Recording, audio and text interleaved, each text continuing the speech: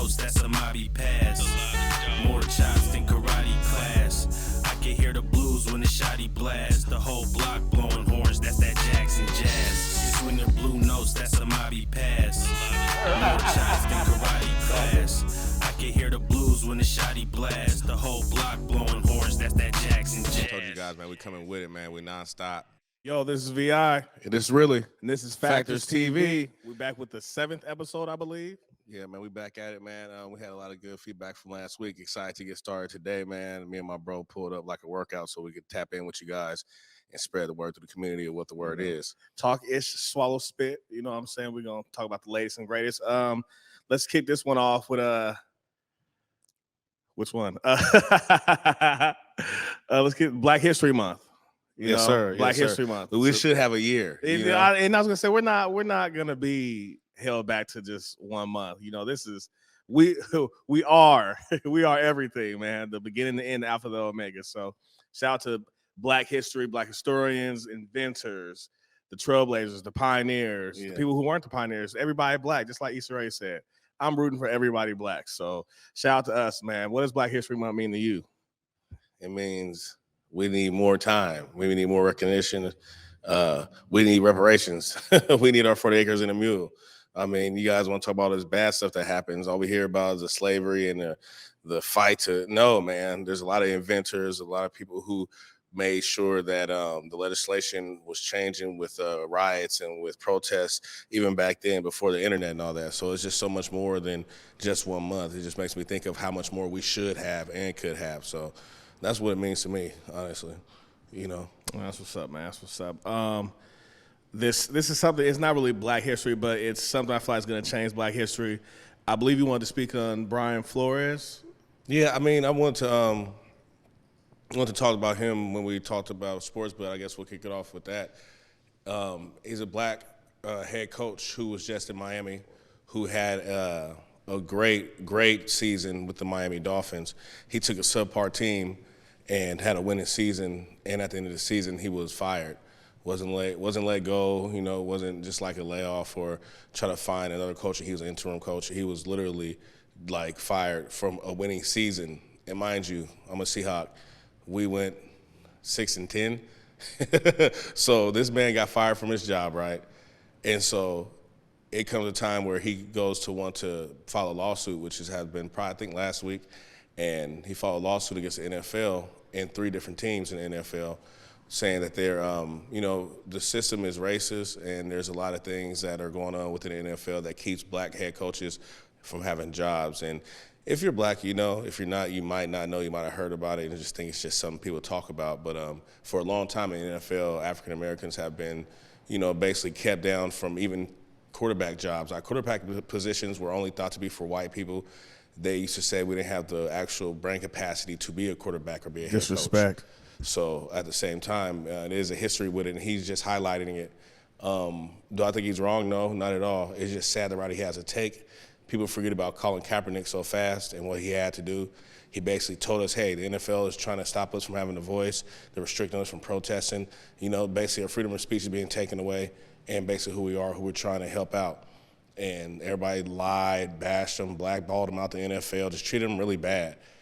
And then he goes to court and wins big, $90 million on a lawsuit against the NFL. And now he's recognized. Now it's okay for him to be on Madden, be back in the game. Now it's okay for him to be at the ESPYs. It's okay for him to be recognized, and it's messed up, man. It really is, because before the system said he was okay, he'd been telling us, hey, look, there's issues in the NFL. Black people aren't being treated right. Coaches aren't being given fair shots. Black players are being underpaid. You know what I'm saying? We can't protest for things that's going on in our communities. And so with Brian Flores, it's just kind of depressing, because you got to come back to a point of have to actually sue. I have to risk my future in the NFL. I have to risk my potential future having a job of a head coach, assistant head coach, offensive coordinator, whatever it is. He is not ruining, I won't say that. He is compromising his ability to be able to be that in the future in the NFL because of him being the one to sacrifice himself to spread light on what's going on in the NFL with all the discrimination. No, yeah, I even seen a piece where it said that he came out saying that the owner of the team told him he would give him $100,000 a game if he intentionally tanked the season. That's losing. If he lost every game, he'd give him $100,000 a game to tank the season for a better draft pick. And there's stuff like that. I mean, they say the game's rigged and things happen like that, but for someone to come out, and he's not the first. There's been 2 or 3 different, situations where somebody says they're trying to, control what's going on from up top. But he came out saying the owner told him basically intentionally lose games, and you'll secure your job, and when you have a winning season, then you're like, no, you get let go of. We'll give you $100,000 a game. Every game you lose, we'll give you an extra $100,000. Boy, that boy, he turned down the bag for the righteousness, and I ain't mad at him. There's also the coach that was from 2016 to 2017. The coach from the Browns also admitted that was actually told to him. And if you look at the record, his tenure at the Cleveland Browns, it was like 3-39. So he said it wasn't $100,000 he was getting paid, but he was definitely getting paid to tank and to get better draft picks. But in results, it made his resume bad and made people not want to hire him or give him a look or an interview. So it's a cold game, man. It's just it's a lot going on during Black History Month, man. No, I feel like he's going to change Black history as far as that goes. I feel like he's going to make Black history, you know what I'm saying, when it comes to Black coaches and how they treat you. Because taking a lawsuit to the NFL, it may not seem like it's big, but as far as, telling them racial discrimination, out loud and in courts, it's gonna be a sight to see. But I believe he's gonna make history, with everything going on. I mean, it's Black History Month starting off, man. They done suspended my girl, my girl from The View, my girl Whoopi. They done suspended her. I believe we got a clip. If we're gonna go to that right now, man, and check that out real quick. This morning, more fallout for Whoopi Goldberg. ABC News suspending Goldberg from The View for 2 weeks after she made controversial comments about Jewish people and the Holocaust on Monday's episode. The Holocaust isn't about race. ABC releasing a statement acknowledging that Whoopi has apologized, but asking her to take time to reflect and learn about the impact of her comments. Goldberg apologizing live on the program Tuesday. But yesterday on our show, I misspoke. I regret my comments, as I said, and I stand corrected. The segment also included an interview with Anti-Defamation League CEO Jonathan Greenblatt, who later commented on Goldberg's suspension. We shouldn't cancel Whoopi because she made a mistake. I heard Whoopi say that she's committed to doing better. I accept that apology. It comes following a swift backlash after Goldberg made the comments Monday during a debate over a Tennessee school district's recent decision to ban Mouse, a graphic novel on the horrors of the Holocaust. It's not about race. It's not about race. What is it about? Because it's about man's inhumanity to man. But it's about white supremacy. But these are two white groups of people. Goldberg later posting an apology on social media and speaking with Stephen Colbert. When you talk about being a racist, I was saying you can't call this racism. Before apologizing again on Tuesday. This morning, Goldberg's reflection and remorse, now facing the consequences for sharing her views. That's the story that happened with Whoopi Goldberg. My take from it is you have to be able to have a voice, your own voice. I'm not saying she's right or wrong, but you got to be able to speak. And I feel like, every time a Black person opens their mouth, they're quieted with their truth. And we've had to swallow a whole bunch of truths throughout, time, and it's crazy to me that the same people who want to abolish critical race theory in schools and teaching about, the past are telling her, she's wrong for what she's saying and she has to come out and apologize. So I don't agree with it. I know she felt she did what she had. I'm tired of us being shut up every chance, every time we speak, they tell us, you have to correct it or you can't do this. Kevin Hart, when he came out about something and said something, or he had some old tweets pop up, they told him he couldn't host the Oscars anymore. They told him, you have to apologize before you can go on. So it's like we have to grovel and beg to keep our place in society. We can't speak our minds. If you're, everybody wants to make it to a top spot, a celebrity, a voice, an icon, but they'll quiet you and they'll blackball you out the business if you don't abide by the rules. So, I understand Whoopi, but I just hate how it is here. Yeah, I also, I'm not mad at what she said. I just think it's a time and place for everything.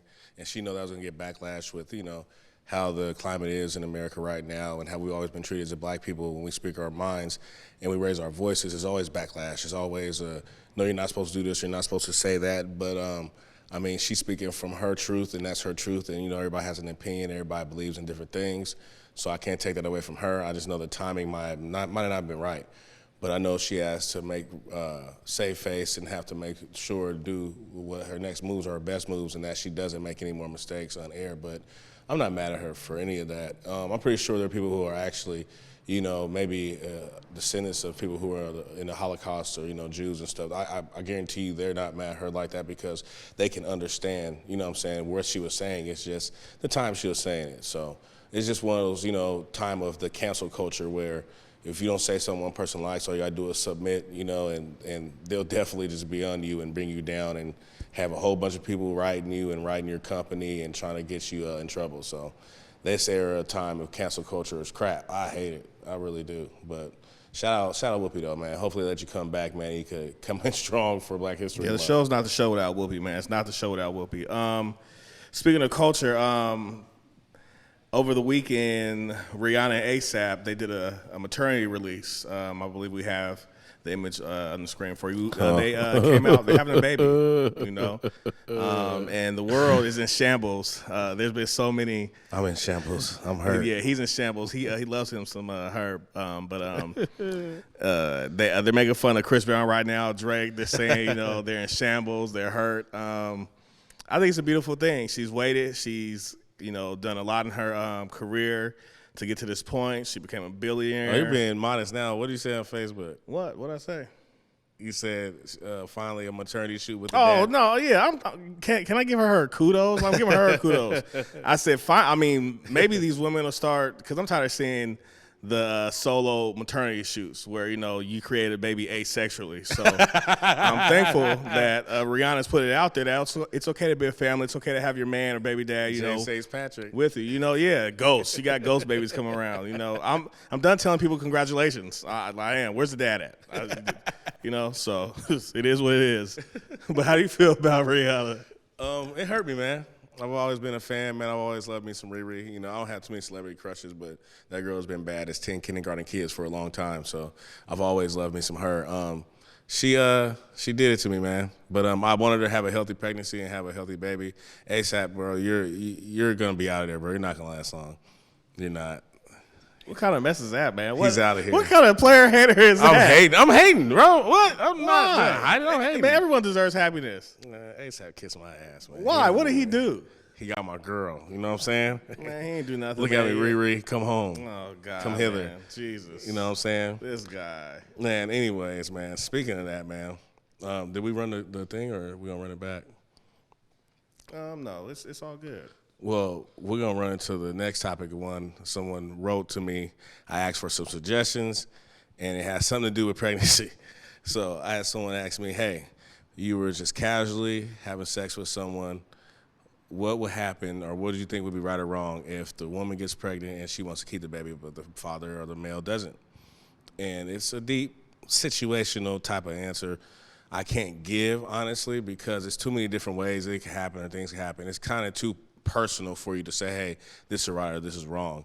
But at an age, in our big age, where you know what's right, what's wrong, and you know what you should be doing and shouldn't be doing, everybody's responsible in this situation in my eyes. So no matter what he wanted to or what she wanted to, the right thing would be to just make sure the responsibility is taken care of the best way you see fit. So, I mean, I'm pretty sure there's plenty of ways people are going to go with it. Oh, he needs to be a man, or she's wrong for wanting to keep a baby. It can't go either way, because before that happened, you knew exactly what you were doing. You knew exactly where you're going with it, and the possibilities of having a kid or getting pregnant were there. So it's an open kind of answer, but it's better than picking a side, because I honestly don't think there is a right side to pick when it comes to something like that, a situation like that. Man, what did Dave Chappelle say, man? If you can abort it, I can choose not to fund it. And that's just how I feel, like, seriously. Like, everybody's pro-choice until it comes to a man. And men have no say-so in reproductive rights. I mean, I'm talking about, you know, from conception, to giving birth, men have no rights. So women can choose to have a baby, get rid of a baby. I feel like it should be a mutual decision. A lot of people say, well, a man should do this or had a condom or she should have birth control, but everybody knew what they were doing. So I feel like when it comes to that point, it's like, hey, you gotta think about the child, and then you gotta think about what you did. Like, you gotta stand here on the choices you made. So if you made that baby and he's like, I'm not ready, it's different when a woman says I'm not ready. She can put a baby up for adoption, foster care. She can abort. When a man says he's not ready, he's a scumbag. He's a POS. You're a deadbeat, bro. Yeah. He's not ready to be a man. He's not a man. And for me, it's like that's not right. Because there's just like one of those for Black Ink, the girl who gave up her 2 sons. I can't think of her name. Sky. She gave up her 2 sons, and everybody's like, oh, she's trying to come back around. If like that was a man who disappeared and came back, you'd be like, man, he ain't nothing, so I feel like everybody should be pro-choice and have the right. Like, it's all about equality these days until it comes to equality. Like, it's always about equal rights until it comes to equal rights. Everybody want to be a nigga until it's time to be a nigga. So I feel like, it should be pro-choice. If you decide to go through with a baby and maybe say he's not ready at the moment, like, let him not be ready at the moment, but for you to make a choice and then he gets taxed. And let's not forget, when men get taxed for babies, they lose privileged licenses, they can go to jail, fines, their credit score drops, like a whole bunch of stuff that messes with a man when he's on child support or paying for a baby. So if he tells you he don't want a baby, it's not because he's not prepared. Men, that's one thing, we'll do it if we can. If he is intentionally telling you he can't, you should respect it as the truth, but we know the world we live in. What do you want from me? Congratulations. No, but listen, seriously, man. I understand that people want the answers to those type of things, but some things are so deep and so situational, you can't put a pin on it, but we know what morals are. We know what principles are. We all need to make sure we practice that every day, which will help prevent these type of situations, especially with practicing safe sex for real, because you know what's gonna happen, man. That thing get pregnant, man. It don't stop. So don't act like that meat to meat though, but definitely safe sex, man. Safe sex for everybody. On a lighter note, What? I asked a question on Facebook. I asked it, have you ever been catfished? First of all, have you ever been catfished? Hell yeah, man. My cousin catfished me. And took my best years, man. I thought I had a girl from Ecuador, man. She had an accent and everything, man. Yeah, you did. I was in high school at Garfield, man. She was supposed to be meeting me, man, a lot of times. It never happened. She knew people I knew, too. And so many people, and when I ask the question, so many people are, the original term of catfish is you're talking to somebody you haven't met yet, and it's not the person you're seeing on the profile, or, and a lot of people are telling me they've been hatfished with bald dudes, women, dudes telling me, they met, and I'm bald. I'm like, hey. Women telling me that, men telling me that they met a fine little petite thing online, and a linebacker comes to their door. Catfished, bro, that's what somebody said in the post. But a linebacker came to my door. But catfish is more of, not the person you're running to, but overwhelmingly, it was like 15 out of 20 comments was like, I've been catfished. It's kind of crazy that somebody will go out their way to pretend, to be somebody or not, So would you consider that a mental illness? If someone can take the time to create a profile, to get updated photos, to keep current events, to add friends, for someone to do all this, would you say that is being bored, or is someone having... And see, that's a thin line, because, you could say there's cases where people are mentally ill and do crazy things. Then there's some people who are insecure, some people who don't have confidence in themselves, people don't know how to be themselves, they're bad at being somebody else. So there's different things. I'm not going to categorize just one of them, but catfish is a real thing. I've been catfished, and I laugh about it to this day. But it went from talking to somebody you don't know to somebody not telling the truth about, there was females on there talking about dudes sending them the small swipe. She said he got to get an angle of the peen. You guys got to send them angles to the women, man. Stop that, man. Just let her meet you in person. Bro, stop sending take it or leave it. Yeah, hold on, man. Give me my camera. You got to take it or leave it. Okay? Stop sending the D pics. Especially if you don't have enough D for the pic, especially if you don't know her like that. Because, boy, they're just going to tell somebody someday, oh, yeah, dog, he's weird. He sent me the unsolicited penis pic. Don't do it, fellas. Please refrain. And it is such thing as catfishing if you hit her with the angle and it's not dangling, man. You get there and she'll be upset. Man, please. She going to take what I'm pulling out. You get whatever's in stock. Whatever's in stock, you're going to get that. In more serious news, this fool Ted Cruz is acting up on the internet again. We got a clip. Can we run that clip, please? Biden, the fact that he's willing to make a promise at the outset that it must be a black woman, I got to say that's offensive. Right. You know, black women are what, 6% of the U.S. population? He's saying to 94% of Americans, I don't give a damn about you. You are ineligible. And he's also saying it's actually an insult to black women. If he came and said, I'm going to put the best jurist on the court, and he looked at a number of people and he ended up nominating a black woman, he could credibly say, okay, I'm nominating the person who's most qualified. He's not even pretending to say that. He's saying, if you're a white guy, tough luck. If you're a white woman, tough luck. You don't qualify. Ted Cruz, I'm being alley waiting for you. Just like this. You shut your filthy mouth. You're really you're too outspoken guy. I don't agree with none of that. Not just because he's saying it's wrong for him to say a black woman, but my question is to anybody listening, when, even if you agree with what he says, ask him when does somebody finally say, hey, we're going to put a black woman on the Supreme Court. We're going to put a black woman. When? It's 2022. Let me know when. If not now, then when? That's why I don't get that. That's why it's more disrespectful to me for him to single out all the things this man's been doing wrong. He singled out him saying, hey, I'm going to make sure there's a black woman in the, in the courthouse or, on the Supreme Court by a certain day or time. And you're saying that there's other qualified people, and we know that. We know there are. You guys have been given, white people have been given the resources. You've been in those schools. You've been coming from those families that have, people in the council, people in the state, people in the Senate. You come from that, like pork barreling. That's a term where people are, basically using funding and using certain things to help themselves and families and people get in positions to be in position. That's been going on for a long time. So when, Ted Cruz? If not now, then when? Because it ain't happened yet. My thing is, you're racist as hell, and that's like you're basically come off as anti-black. There's we grew up in schools with teachers who were unqualified. There's I spoke in the earlier episode. There's black women who deal with unqualified doctors all the time. They risk their life with.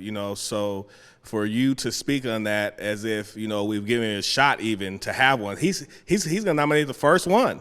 It's not like we've had, a whole bunch of them and they just stunk it up. He's trying to give one a shot, So for you to sit up there on your platform and talk like that is just ridiculous and disrespectful. You're basically saying you don't believe in the black woman and you're anti-black to me, and I can't deal with that. And basically you can't give him a shot. You basically said don't give him a shot. Like you said, it's the first. We're not talking about the 5th or the 10th, or he's giving someone an easy way in or an easy route. It's about the first black woman. So, you just want to pick a fight. You want some attention, bro. I don't know what's wrong with you, but you didn't do enough noise like this when Trump was talking about your wife. So I don't know what you need to do, but called his wife ugly, and he was like, you know what she is? Let's get this money, B. Let's get this money. It's totally disrespectful. Shout out Big T too, putting that money in the streets like that, man. Big T putting money in the streets. Has he put money in the streets? They might be coming with another stimmy. You hear about that? They say it's supposed to be maybe next month. I believe they said a $1,400 stimulus might drop. But it shouldn't even be thought. They should have been put in the streets. Yeah. There's people who still are having hard times catching up with rent, daycares, so many expenses that people are still trying to the pandemic is not over. That's the thing. It's not over. It's a new way of life. It's a new way to do things. So we're working through this new way, and it's not like it's over. It's back to normal. Nothing will never be normal again. Nothing will never be the same again. No, yeah, it's not even halfway normal. We're still fighting. The people are still going back and forth about vaccines, about the school districts and how to go about school, and some people are trying to fight their job, having to go back to a brick and mortar and not stay home and work remotely. So we're not even out of it yet. For us to even say, hey, we might could put a stimulus out there. It's like, no, you definitely should help out people, who need the help. Because right now, it's still a pandemic. We're not too far removed from it. We're still in it. So still in it, man. And it created a lot of hustlers, and then it's a lot of people that ain't eating B. We ain't eating B. So hopefully they do drop that stimmy without the stimulus. Everybody's saying that if you don't have kids or certain things, stipulations where you might not get it. So should have had kids. Like, I'm playing. But let's talk about that earlier. Someone was saying how the government don't care if you don't got kids during tax season. It's like, hey, man, I don't know what to tell you, man. I say that's people with kids are so selfish. Like, you don't spend anything. If I go to McDonald's, I'm buying 4 or 5 meals, buddy. Like, you're going to buy it yourself, Like, it don't equal. That's why we get more back in taxes, buddy. And baby moms, break off some money to your baby dad this tax season. You know what I'm saying? Vote for me. You're so sick. But go ahead. No, I'm saying I see we didn't get to talk about your guy, man. Your guy, he's retiring, man. Thomas Brady. I want to commend you for your diligent excellence in showing me how to win in life. Him and Belichick. Him and Belichick. When Belichick sat up on that podium and he flicked his reins and said, you know what, if you're not cheating, not trying, who am I to oppose? So no, Tom Brady, at first it leaked that he was retiring. He was like, no, I'm not, because I want to tell the world I'm retiring. Like, why are you guys talking about it? So he finally came out and said he's retiring after illustrious year, was it 22? 22 seasons. 7 Super Bowls, And what makes me even more happy is when my brother told me is when they asked him, about, his legacy, he was chasing the GOATs, as far as ring goes, Wayne Gretzky, Michael Jordan. That was so dope to me, though. It's a whole nother sport, someone that has nothing to do with football. You're like, nah, I'm chasing MJ. We talking about GOAT material. I'm chasing MJ. I'm chasing Gretzky. That's what I'm on. And he did it. And the amazing thing about Brady is his stats is all his 4 Super Bowls, 38 touchdowns, all that stuff came in his second half of his career.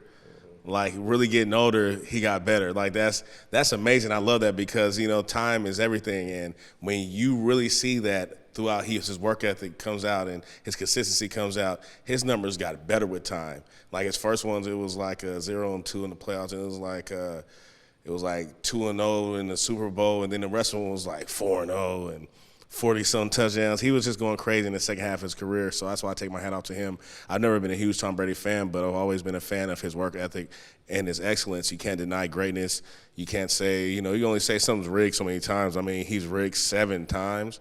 We're talking about 7 championships, and went to the Super Bowl 9 times. So, we got to at some point say, hey, he's just a great guy. He definitely was meant to be in a position. He was born to be a quarterback.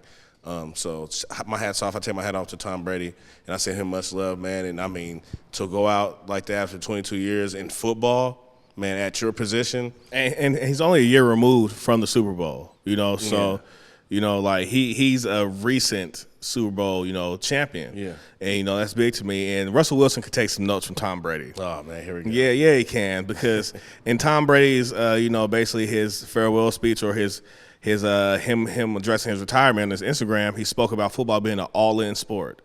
And that's one thing my guy Russell ain't been. He ain't been all. When's the last time you heard him say separation and preparation? This guy is doing podcasts, perfumes, and Tom Brady does things too, but football is always at the forefront. It's always about football. And Tom Brady spoke on football being an all-in sport. And right now, I don't feel like my guy Russ is all in. I feel like he's a little bit here, a little bit there, building his celebrity empire with his wife. So I'm going to need you to take notes from the greatest to do it because you need to catch up. We need more than 1 Super Bowl. If he retires and we only get 1 Super Bowl out of him and we wasted all these years, I'm going to be hot, pissed.